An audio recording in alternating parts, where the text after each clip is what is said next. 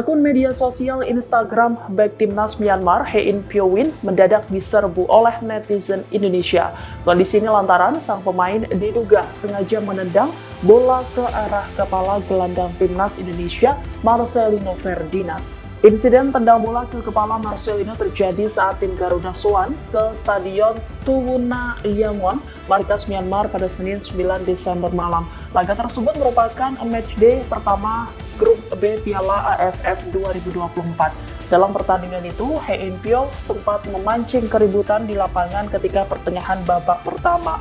Saat itu Marcelino Ferdinand melakukan akselerasi di sayap kiri sebelum dijatuhkan Zhou Wintain. Kemudian ketika Marcelino terjatuh, defender timnas Myanmar. Download Tribun X sekarang, menghadirkan lokal menjadi Indonesia.